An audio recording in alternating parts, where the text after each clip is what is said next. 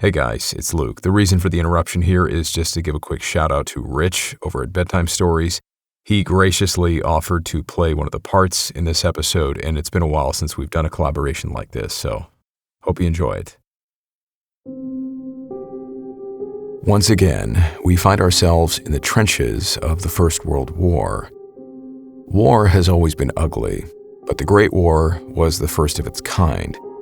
The relentless exposure to mud, disease, and the constant threat of death from shelling and sniper fire. Soldiers endured unsanitary conditions, battling rats, lice, and debilitating ailments like trench foot and trench fever, all while facing the psychological torment of a prolonged and bloody stalemate. Whatever the reasons, this is a war that produced incredible stories of the paranormal, the angels of Mons, ghostly archers who appeared in the nick of time to turn the tide of battle, or the notorious Hound of Mons, said to be some kind of unholy German experiment set loose on the battlefields to hunt British soldiers in the night. Then there are the hundreds, if not thousands, of compelling stories of dead friends and family members coming back for one last goodbye or to warn someone of impending danger.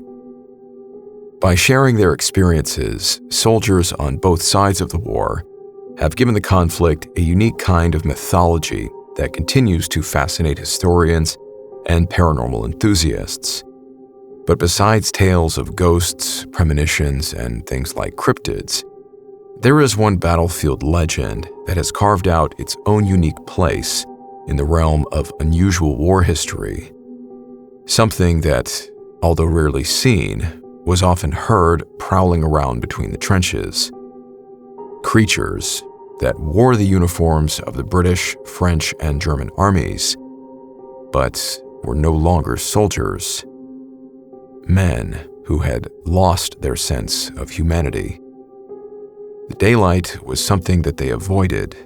It was only when the sun went down that these creatures were said to emerge from their underground hideouts. Like animals, they lived by survival instinct, and like animals, they didn't discriminate one uniform from another when they set out to rob, kill, or even eat anyone they encountered. This is the story of the wild men of No Man's Land.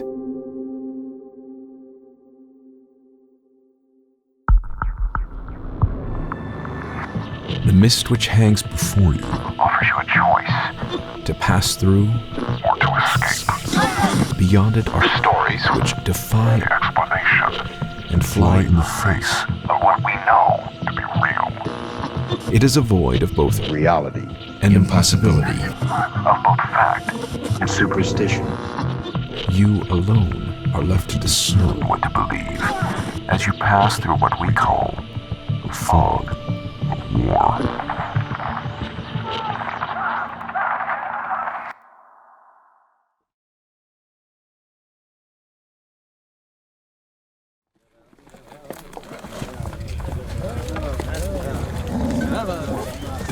Afternoon, sir. We weren't expecting to see the cavalry out this way. We weren't expecting to see anybody. What brings you out this way, sir? We're on a bit of a wild goose chase, I'm afraid. A couple of Jerry prisoners staged a breakout, and we've been sent to track them down. Well, I guess I have to make use of the horsey summer, I hear. I'd wish you luck, sir, but finding anyone out here? Old trenches, dugouts and ruins for miles. Plenty of places to hide. I have a feeling you're right, Sergeant. We'll likely press on a bit further, then call it a night. Best you head back to the lines now, sir. You don't want to be out here when the sun goes down. Oh? Why's that? I thought we'd pushed Fritz out of this area, no? Not the Huns, sir. Something else. By the fall of 1918, after 4 years of bloody combat, the end of the Great War was finally in sight. The men spoke hopefully about an upcoming armistice, unsure when or if it would actually happen. Still, the writing was on the wall. All the territory that Germany had taken during its spring offensive had been lost, and the Allies had no intention of slowing down. But while millions of British, French, and newly arrived American troops cut deep into German territory, a young English cavalry officer by the name of Arden Arthur Holm Beeman found himself placed on the sidelines. At this point in the war, the age of the mounted cavalrymen had come to an end. The creation of tanks, chlorine gas, and machine guns had all but destroyed the effectiveness of soldiers riding into battle on horseback. Much to the disappointment of the men, having so recently been the spearhead of the British Army, cavalry units like Beeman's were now kept in the rear, relegated to perform far less glamorous jobs. On the day we are now meeting him, Beeman and his unit were tasked with tracking down a group of escaped German POWs. It should have been a fairly straightforward mission, but as Beeman recalled in his later writings, as they rode into the devastated area between the trenches that used to be no man's land, they encountered something they just couldn't explain. During our sojourn in that devastated land, we had one strange adventure. About 30 German prisoners escaped from a cage some miles away, and the squadron was sent to round them up. We were told at the outset that, owing to the innumerable dugouts, the interminable length of trenches, and the fact that we could move only on the roads, our task was regarded as hopeless. Nevertheless, we set gaily forth, determined to do our best. As intercommunication in that impassable country was so difficult, and as the area to be searched was so large, we moved on a carefully worked out plan. I accompanied the skipper at the head of the support troop. In one place, with the troop carefully concealed, we watched through our glasses a small copse that had just been searched by the troop ahead. As soon as the last horse of that troop had disappeared, we saw a man in German uniform come to the edge and look around. We formed line and galloped around the copse, thrilling with excitement and delight at the prospect of having so soon rounded up our quarry. The copse was not more than 50 yards square. The man vanished inside. For an hour, we searched every inch of it, the dugouts with which it was honeycombed, and all the open country around, but no sign of a German did we see. Greatly puzzled, we rode away, and then, when out of sight, galloped back under cover of a sunken lane to our first position, where we again watched through our glasses. After a few minutes, a man came out of the copse, a man who must have been hidden there all the time we were searching it. Again, we galloped across the intervening space, and this time, we caught him. But he was a French civilian, the only civilian, in fact, from our village. The first man had been a German, the second a Frenchman, and if both those had managed to lie hidden during our search, it was possible, nay probable, that all the escaped prisoners were hiding there too, in some cleverly concealed dugout. We could get no information out of our captive. Again, we searched the copse, again with no result. And then, sending the Frenchman back to billets under an escort and leaving a guard to watch the baffling copse, we went on our way. As we advanced, the country became more and more difficult. Our progress became slower and slower. Soon, we got into the old front system of the Somme, the wildest part of it I had ever seen. At one bound, the war had rolled on from there to the Hindenburg Line. The armies of France had swept over it and on, leaving it behind them. And it was still as they had left it. Here and there were hideously disemboweled factories and machinery all overgrown with grass. Food, stores, ammunition, and unburied dead still lay plentifully around. At Fresnes, on the borders of this horrid desolation, we met a salvage company at work. They told us that we were the first people they had seen since they had been there, and they laughed at our mission. That warren of trenches and dugouts extended for untold miles, and we might as well look for a needle in a haystack.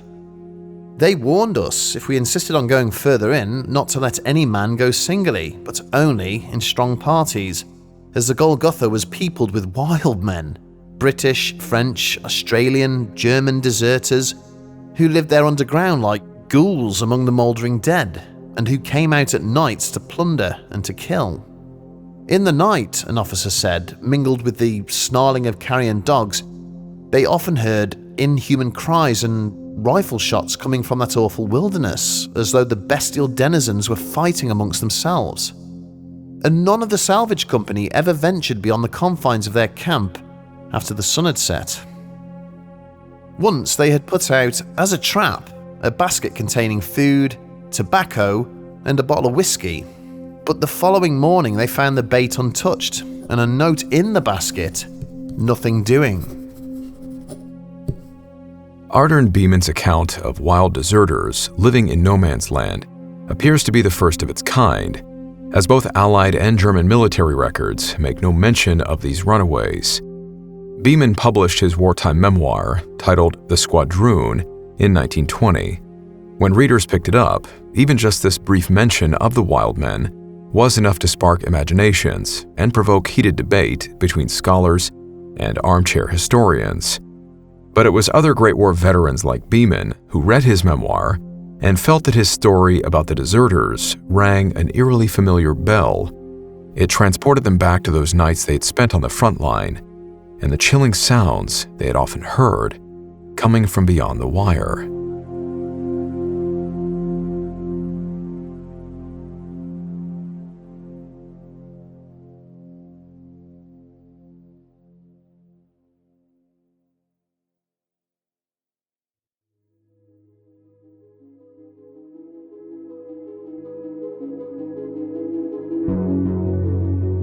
In the military, desertion refers to the abandonment of military duty or post without express permission and is usually done with the intent of not returning, a physical reaction to a soldier's nagging thought of, "I didn't sign up for this."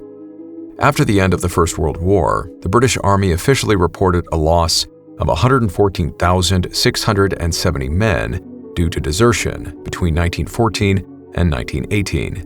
The Germans put their figure at around 150,000, and the French at approximately 66,678.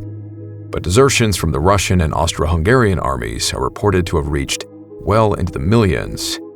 It's easy to label these men as weak or cowardly. The truth is a bit more complicated. Many soldiers who up and walked away from their posts were simply fed up with fighting a war that they no longer believed in, or they refused to charge to their deaths in frontal attacks ordered by incompetent leadership. Then there was the shell shock, the psychological trauma that many of these men suffered that was poorly understood at the time. The realities of frontline combat were brutal and unrelenting, and even the most dedicated, battle-hardened soldiers could reach a breaking point. As indicated by the records, the first instinct any soldier looking to abandon his post has is to get as far away from the fighting as possible. This was easier said than done. Even if they managed to escape the front lines, the country behind them was teeming with military authorities, and the punishment for desertion often meant being tied to a tree in front of a firing squad. Whether working in groups or as individuals, pushed to the edge of their sanity, soldiers on the front lines evidently devised a strategy for escape that didn't involve retreating into towns and forests behind their units.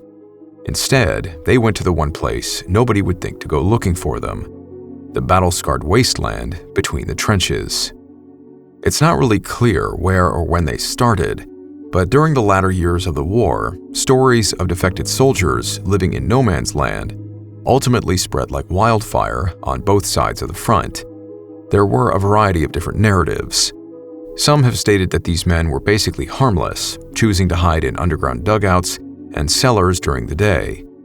At night, they'd emerge to scavenge for food, water, and supplies, doing their best to quietly survive while waiting for the war to end. There are even accounts of wounded men or stranded pilots being helped by haggard-looking soldiers, even ones dressed in enemy uniforms. But most of the stories depict these wild men in a far darker light. In these accounts, a mixed bunch of British, French, Australian, Canadian, and German men would come together to form rogue factions.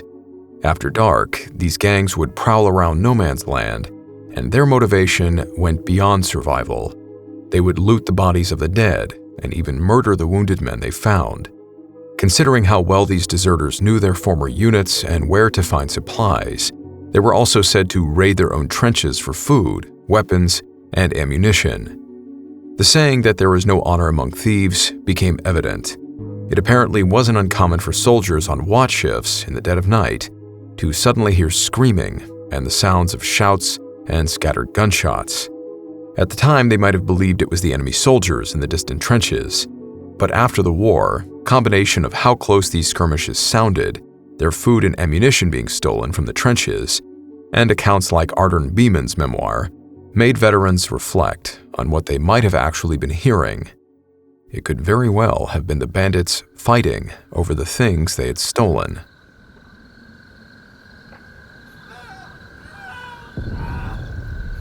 Oh, God. I can't take listening to him screaming like that. There's got to be a way for us to go and get him. You don't want to be going out there after dark, Peanut. Grout's got snipers and raiders all over the place. That's not all that's out there, you know. What? Mac, can it? Nobody believes that bollock story about a hound. Not talking about the hound. I'm talking about the loonies running around out there. They'll kill that poor bastard and cut him up into little pieces for their stew. All right. And who told you this? You know Freddie over in Baker Company? You know, Mac, you hear a lot of things, but your ears are full of wax. All right, Shakespeare. Then explain to me how those...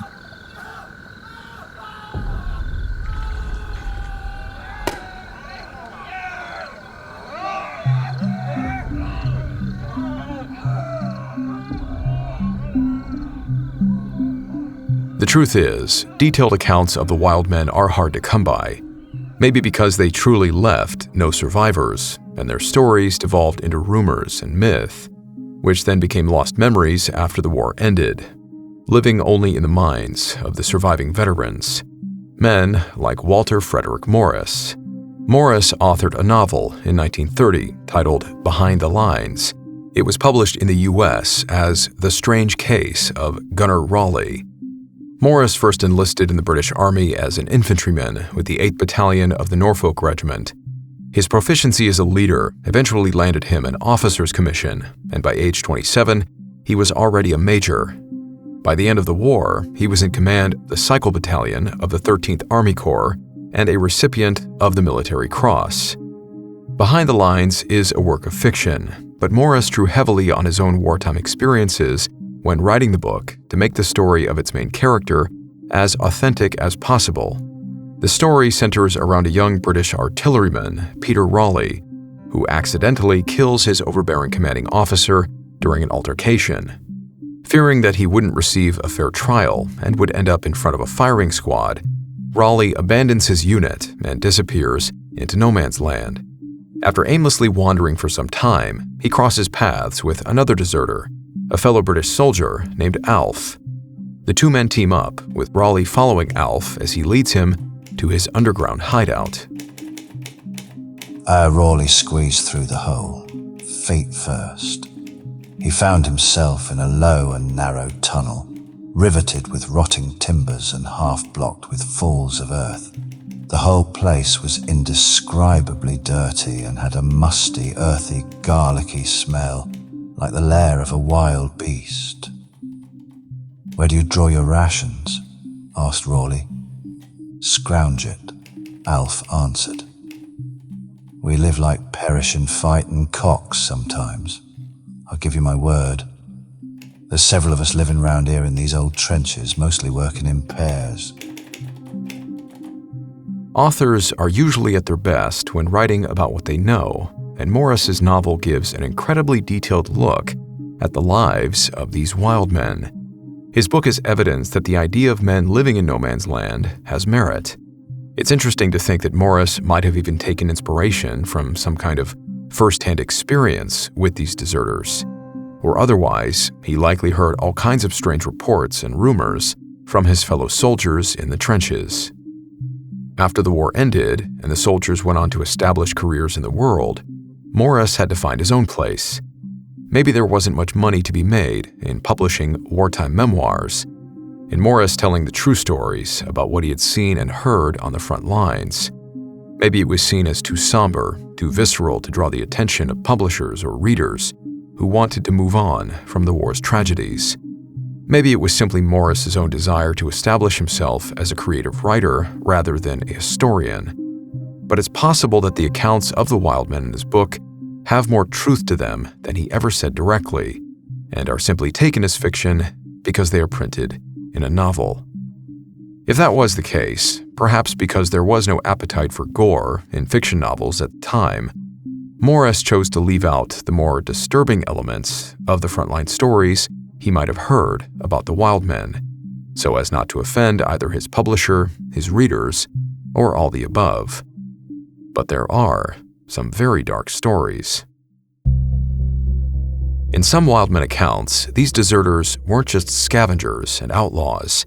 They had completely lost their minds.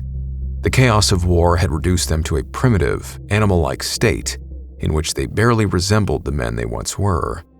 Like animals, they did whatever it took to survive, stealing, killing, and even resorting to cannibalism when their supply of rations ran out.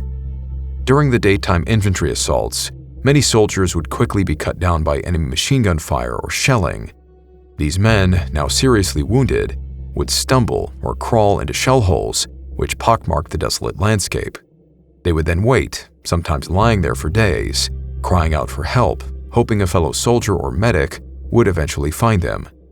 Ceasefires or local truce activities were rare. It was not always possible to retrieve fallen comrades. They were more often left stranded, alone, waiting to die. You can imagine their relief when, after giving up hope, the wounded men would then finally hear footsteps approaching, a rescue party. But any lifted spirits were quickly quelled when these wounded men found themselves staring into the cold, lifeless eyes of a deranged man standing on the edge of the crater with his bayonet fixed. And then another man, and another. Disheveled-looking men in different uniforms, looking more like a pack of hungry wolves who had just found an injured deer.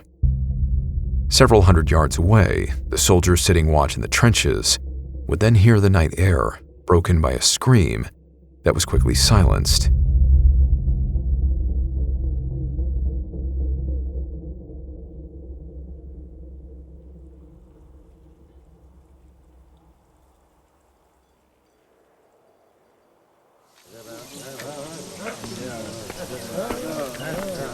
Afternoon, gentlemen. I know you are all looking forward to some well-earned rest, but special orders have come through, straight from the top. Special orders, sir? Didn't the Jerrys just surrender? It seems we won't be facing Germans this time around, I'm afraid. Well, not exactly. This one is strictly off the books, lads. If anyone asks, you know nothing about what we're about to do. Understood? Yes, sir. I know I've asked the impossible of you time and time again. It pains me to do it once more, especially after the armistice. But orders are orders. I want everyone to double-check their weapons and kit. Make sure your gas masks are in good working order. What are they having us do, sir?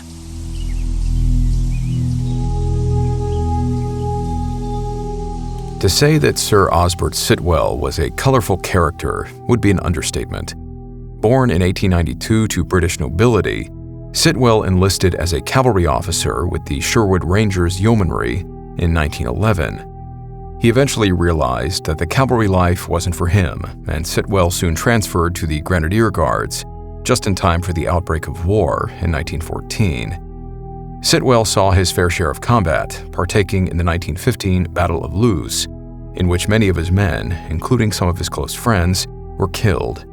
The hardships of war and his complex views on the conflict inspired Sitwell to start journaling and writing poetry as an outlet to his torn emotions. While he was moved by the incredible acts of bravery and heroism displayed by soldiers, Sitwell became greatly disillusioned with the war in general. In the post-war years, Sitwell would pursue a number of careers, including a brief stint in politics, but writing was his true passion. From 1943 to 1950, Sitwell would publish a 5-part autobiography detailing his high-class upbringing, military service, and more. In these books were mentions made about the strange rumors of wild men living between the trenches.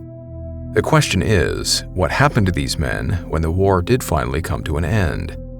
For their desertion, they had committed a capital offense and likely wouldn't surrender themselves to military authorities. One former British officer has a particularly grim theory. In Volume 4 of Sitwell's autobiography, titled Laughter in the Next Room, he reflected on the divisive nature of war and what, if any, unity it really brought between the nations of Europe. He then offered his explanation to what was done about the wild men once the war came to a close. For 4 long years, the sole internationalism, if it existed, had been that of deserters from all the warring nations: French, Italian, German, Austrian, Australian, English, Canadian. Outlawed, these men lived, at least they lived, in caves and grottos under certain parts of the front line. Cowardly but desperate as the Lazzaroni of the old kingdom of Naples, or the bands of beggars and coney catchers of Tudor times, recognizing no right and no rules save of their own making. They would issue forth, it was said, from their secret lairs after each of the interminable checkmate battles, to rob the dying of their few possessions, treasures such as boots or iron rations, and leave them dead. The general staff could find no way of dealing with these bandits until the war was over, and that in the end they, the deserters, had to be gassed. Considering this was recorded in his autobiography and that no other known record exists of this happening, we must take it on Stilwell's word that the wild men were killed off in this way, by the use of poisonous gas thrown into their hiding places. As a high-ranking officer with deep connections throughout the British military and high society, it's reasonable to think that Stilwell may have known more than the average soldier, and that his recounting of the war is accurate. Again, there appear to be very few detailed accounts of the wild men, with much of their story being left to speculation. The front lines of World War II stretched for hundreds of miles. It's possible there was only a small number of these deranged, shell-shocked bandits, and only in a few specific locations, rather than hordes of them living in every stretch of land between the trenches. It's a terrifying thought either way, especially in the position of a wounded man lying in a hole, waiting to either die of hunger and thirst, or by being killed and eaten by a deranged lunatic. There are hundreds more reports of soldiers who did survive in no man's land for days, some for weeks, before being rescued. One such story is again recalled by Ardern Beeman in his memoir, The Squadroon. While on a mounted patrol through a quiet sector of the battlefield, Beeman and his men came across a British soldier emerging from an underground shelter. Apparently, the young soldier had been struck in the leg by shrapnel and left stranded when their attack was pushed back. With heavy fighting going on all around him, he didn't want to risk crawling back to friendly lines. Even under the cover of darkness, the odds were that he would be killed by his own men, who would mistake him for a German. So he stayed put and found shelter, fashioning an improvised splint around his wounded leg. During lulls in the fighting, he would scavenge the area nearby, collecting rations, medical supplies, and drinking the muddy water from shell holes. When he finally returned to his unit, the soldier's commanding officer was stunned. It was like seeing a ghost. The man standing in front of him had been reported as missing in action at least a month ago, and was long presumed dead. Accounts of the wild men are also subject to the possibility of mistaken identity. The fog of war does contribute to both fact and rumors, becoming intermingled during times of confusion and heavy combat. During the lulls between major battles, there was always some kind of danger keeping soldiers on their toes. One of these constant threats were bands of trench raiders. Heavily armed and working in small groups, raiders usually left their trenches at night, quietly making their way across no man's land towards enemy lines. Once they'd crept right up to the edge of a trench, they'd launch their attack. It wasn't uncommon for a calm night to be suddenly shattered by screams and explosions as the raiders hurled grenades into trench dugouts and engaged their stunned enemy in brutal hand-to-hand combat. While being a potent form of psychological warfare, raiders were also a key intelligence asset. Their small probing attacks helped mission planners on both sides assess enemy defenses, and they were often tasked with capturing prisoners for interrogation. But every once in a while, an unfortunate coincidence would happen. Two teams of raiders, one German and another British or French, would inadvertently run into one another while moving to attack the other's trench. These sudden engagements were often heard by the men in the trenches, who listened to the scattered gunshots and desperate cries of men now killing each other at close range. The sounds of these raiders fighting one another out in no man's land are a possible explanation for the stories of gangs of deserters fighting each other out on the battlefield. But it's also possible that both are true and could have simply sounded similar. The noise of gunfire and men killing each other would sound the same in most circumstances. Then there are the rumors of cannibalism.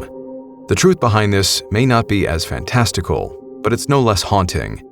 Many of the men left stranded between the lines were genuinely thought to be dead by their fellow soldiers. But in the heat of battle, with bullets flying and explosions all around them, they just didn't realize that their fallen buddy had simply been knocked unconscious. These men would wake up several hours later, now in total darkness, alone, disoriented, in pain, and possibly even concussed or shell-shocked. Some of these unfortunate soldiers just weren't capable of thinking straight. And who could blame them? As they cried out in confusion and pain, staggering around the battlefield, or unable to move at all, their screams would have been equal parts tragic and unnerving for soldiers in the trenches nearby to hear. With the constant threat of raiders and snipers, it was often too dangerous to go out and rescue them. The soldiers had no choice but to listen, and it likely wouldn't have taken long for their imaginations to start running away with them, imagining these cries to be the voices of the deranged men preying on human victims.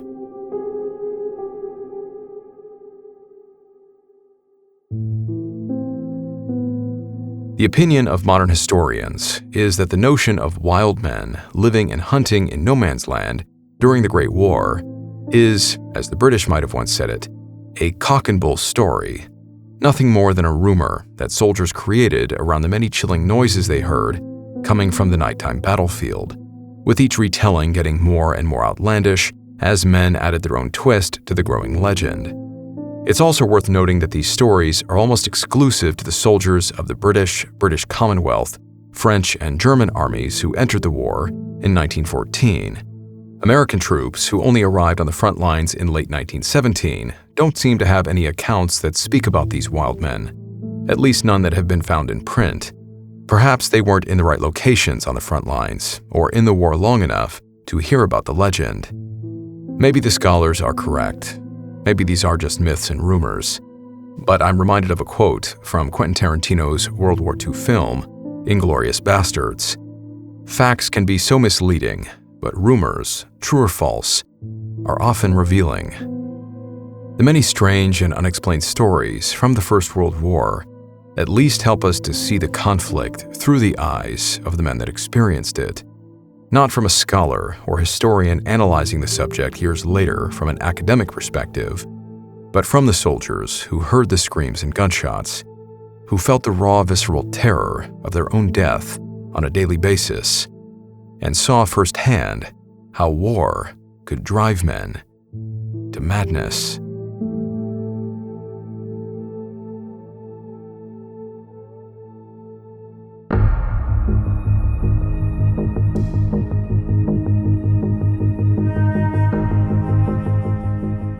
Hey guys, thanks for sticking around here for the after action in the credits. Very quickly, as it was evident in the story that many veterans of the Great War returned home to write about their experiences and become published authors, I've been in touch with a writer named Jake Barrett for a few years now and have been waiting for the opportunity to share his work with you. His first published work is titled Trench 1915, The Dawn of Modern Warfare. Like the veteran author Frederick Morris that we spoke about, his book is a fictional account, but it is no less based on the truth of the war as it played out in real time. The story follows a secretive elite unit in the German Empire led by two men, Maxis and Lothar. Jake has studied Great War history for years, he has family ties to war veterans, and he really does an incredible job in his writing of portraying the grim realities, the horrors, the bravery of the war, as witnessed by the soldiers and then shared in their collective memoirs, journals, and diaries. It really is a story that puts you on the ground, in the fighting, in the first-person perspective in many cases, the kind of experience that you really can't get by watching films, but can only get through reading, because it's so much more detailed. So if you're an avid reader and a fan of war history, please go and check out Trench 15 and Jake's other work. As for this episode, one thing I will say is that, of course, researching these stories takes time. And with deadlines to hit, the depth of that research can only go as far as time and our available resources will allow. There isn't a single repository of soldiers' memoirs that is well organized, digital, and easy to browse. Jake Barrett can vouch for that because he spent years putting his book together. One of the most common aspects of these stranger stories is that they are not easy to find. They're buried in the pages of books, which are not even focused on the subject of the paranormal. Maybe it's just a few lines or maybe a couple of pages out of the entire book. Or they're accounts that were never written down but passed on verbally for a time until ultimately they were recorded by someone who heard it second or third hand. Who knows how many untold stories and experiences remain undiscovered in the pages of old diaries and journals that are gathering dust along with other family heirlooms in an attic or basement somewhere. And how many more stories have died with the men and women who experienced them, but they never wanted to speak about what they saw to avoid the ridicule. In my thinking, these stories exist for a reason, whether because they are true or they stem from the psychological desire to explain something that cannot be explained. The more stories I read, the more I find that strange experiences on the battlefield are as much evidence for the paranormal as they are evidence that man was not made for war, because it's an experience that clearly shatters the mind. No one has ever had their mind destroyed by living a peaceful, quiet life, free from the fear of pain and death. Quick question, do you listen to these stories as you fall asleep? Maybe it's because hearing these stories is comforting, as gruesome as they can be sometimes, because it makes us appreciate how fortunate we are to be lying in a warm bed, far away from any kind of military conflict, not inside of a muddy hole, terrified to close our eyes, because we aren't sure that we will ever open them again. Thank you for listening. Thank you for watching. Thank you for subscribing, liking, sharing, anything and everything you guys do to help support the channel. It is sincerely appreciated. As always, a huge, huge shout out to both my patrons and my YouTube channel members for their incredible support. May God be with you no matter what you are dealing with, and I will see you in the next episode.